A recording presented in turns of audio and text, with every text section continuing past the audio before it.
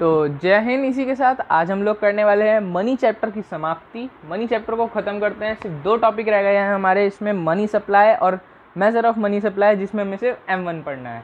तो चलिए शुरू करते हैं, देखते हैं क्या क्या नए टॉपिक्स रह गए हैं इसमें। Let's begin. तो सबसे पहला टॉपिक जो हमें इसमें पढ़ना है वो है मनी सप्लाई। अब पार्ट 2 में सबसे पहला टॉपिक मनी सप्लाई है। इससे पहले पार्ट 1 जिन लोगों ने नहीं देखा वो ज़रूर देखें, उससे मनी चैप्टर आपको और इजीली समझ आएगा। अब मनी सप्लाई में क्या है? Money supply refers to the total volume of money held by the public at a particular point of time. अब एक particular point of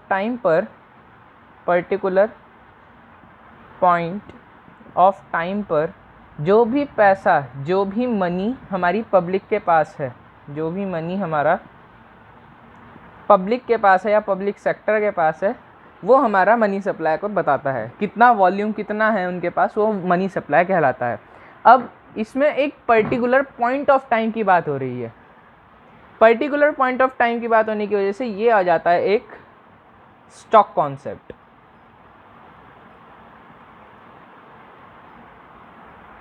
stock concept होने की वजह से ये एक पर्टिकुलर पॉइंट ऑफ टाइम की बात है। अब एक पर्टिकुलर पॉइंट ऑफ टाइम पे जो भी हमारे पब्लिक सेक्टर्स हैं, पब्लिक इंस्टीट्यूशंस हैं, या जो भी हमारे पास जितना पैसा है, वो सबका टोटल जितना भी है, जितनी वॉल्यूम है, वो मनी सप्लाई कहलाती है। अब मनी सप्लाई कंट्रोल की जाती है बाय गवर्नमेंट और we can say by RBI। ये RBI या फिर स्टेट बैंक, जो भी हमारा स्टेट बैंक होता है, उसके द्वारा कंट्रोल की जाती है मनी सप्लाई बाय इंक्रीजिंग और decreasing the interest rate on loans और मनी।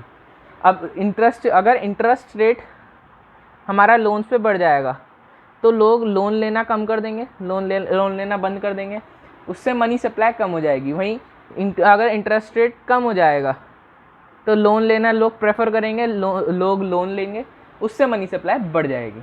तो ऐसे RBI या फिर कह सकते हैं जो भी सेंट्रल बैंक है उस कंट्री का, वो मनी सप्लाई को हेल्ड करता है, मनी सप्लाई को कंट्रोल करता है। अब इसके बाद हम एक टॉपिक समझते हैं, स्टॉक एंड फ्लो कॉन्सेप्ट। चलिए देखते हैं उसमें क्या है। तो अब इसी के साथ अगला टॉपिक आता है स्टॉक एंड फ्लो कॉन्सेप्ट। अब स्टॉक एंड फ्लो कॉन्सेप्ट क्या है? स्टॉक है anything that is measure in a particular point of time.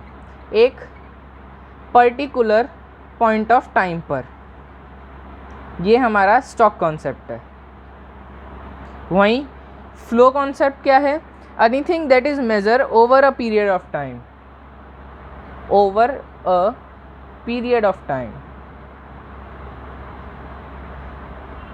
ये हमारा फ्लो कॉन्सेप्ट है। अब स्टॉक और फ्लो को समझने के लिए एग्जांपल ले लेते हैं। सबसे पहला एग्जांपल जो स्टॉक कॉन्सेप्ट में आता है, कोई भी अगर हमें टाइम दिया हुआ है कि एक पर्सन है, उसकी जो इनकम है वो 1 महीने की 1,50,000 रुपीज़ है, तो वो स्टॉक कॉन्सेप्ट आता है।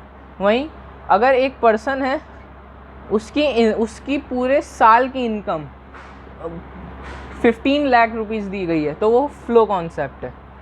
इसकी 1 मंथ की इनकम 1,50,000 और इसकी ईयरली या एनुअली इनकम 15 लाख। ये हमारा स्टॉक और फ्लो में मेन डिफरेंस है। स्टॉक कॉन्सेप्ट एक particular point of time, flow concept एक over a period of time.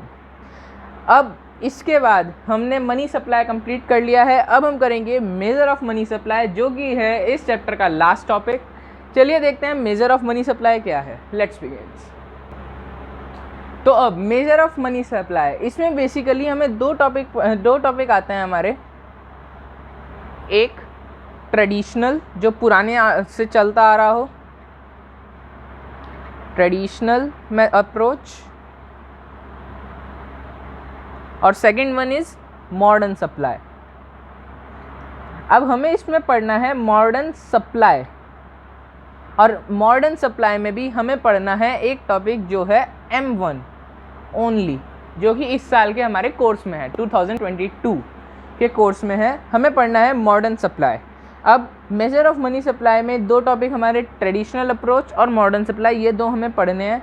अब मॉडर्न सप्लाई में एक टॉपिक आता है हमारा M1।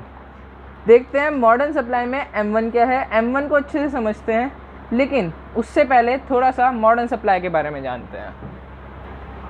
तो अब इसी के साथ मॉडर्न सप्लाई। अब मॉडर्न सप्लाई क्या है? मॉडर्न सप्लाई वो है जिसमें हम मॉडर्नाइजेशन ले आते हैं, कोई भी बैंकिंग सिस्टम या फिर कोई भी हम बजट बनाते हैं तो उसमें जो भी मॉडर्नाइजेशन होती है, मॉडर्नाइजेशन, वो सब हमारी मॉडर्न सप्लाई में आती है।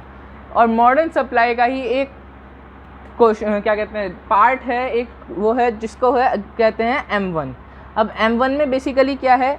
M1 का एक फॉर्मूला दिया होता है जिसको है जो है C plus D plus OD।